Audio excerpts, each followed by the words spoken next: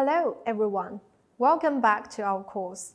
Today we're going to talk about the characteristics of applied translation. In our everyday life, we can encounter various kinds of practical translation texts, such as business contracts, legal instruments, government documents, news reports, instructions, or business letters. And these texts have some common points. We will start it from the relationship between applied translation and functionalist scope of theory. Pragmatic translation and applied translation has practical, even utilitarian purposes, which requires the translation to achieve the expected function. From the perspective of functionalist scope of theory, the original text and the translation text are separate texts with different values, purposes, and functions. They also provide information through the source language, and the translator transfers information conditionally through the target language. During this process, the translator can select relevant information, apply appropriate translation strategies, and present the text in a proper way. One should remember, all the above should be based on the audience's need and expectation. Thus, the core of functionalist scope of theory lies in the purpose of translation and the function of the translation text. In the next part, we will talk about 4 common characteristics of applied translation. They are informativity, persuasiveness, anonymity, and timeliness. The first one is informativity. What is informativity?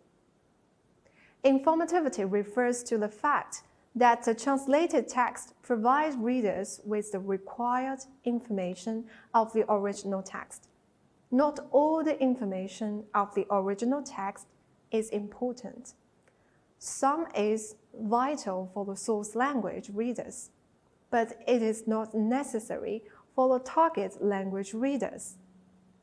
In order to maintain a reasonable degree of textual informativeness, we should not only consider the language itself, but also consider the professional factors and the various variables produced by the language during the translation process.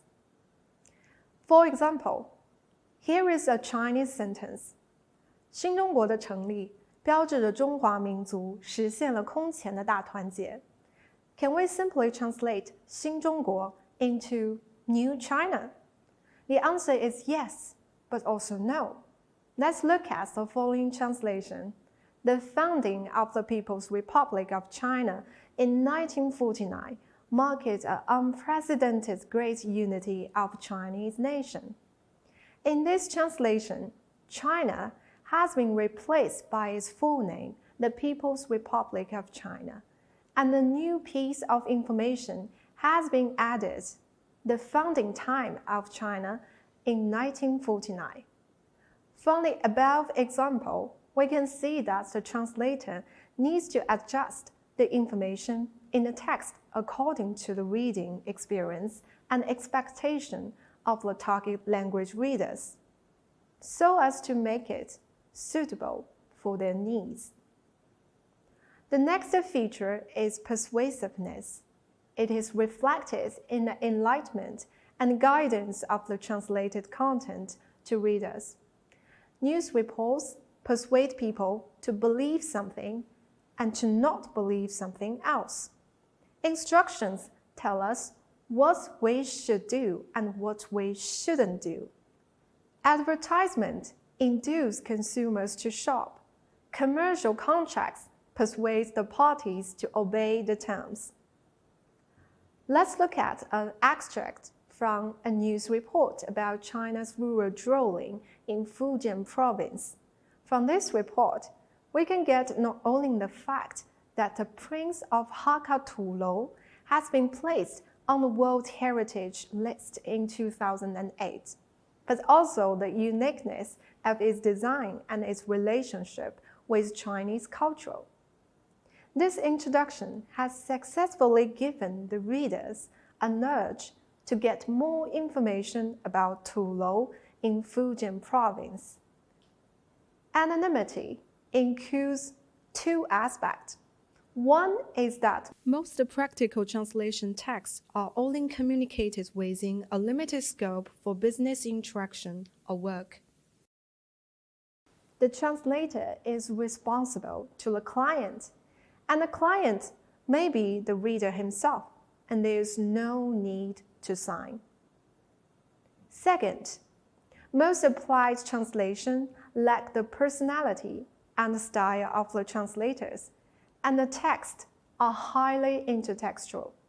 Some texts, especially some technical ones and business ones, have a fixed format, and some even have rigid, ready-made sentence patterns, which have a high repetition rate of sentences.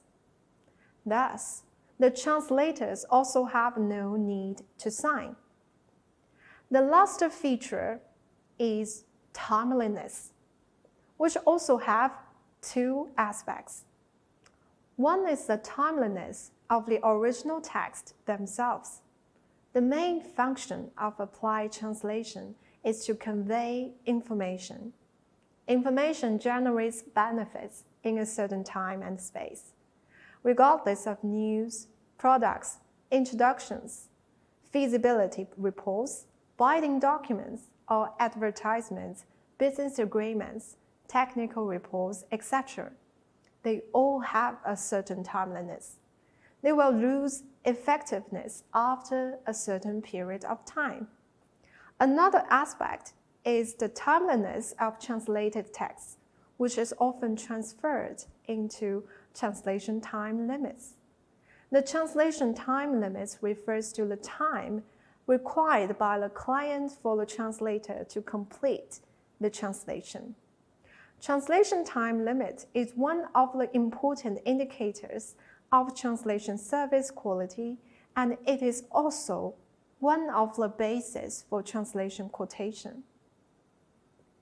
In conclusion, informativity, persuasiveness, anonymity, and timeliness are the four common features of applied translation. There are also different types of text translation with their own unique characters. For example, advertising texts and corporate recommendations are utilitarian news reports are temporary. Public notices, government documents are preaching, and so on. Well, that is all for today's class. Thank you, and see you next time.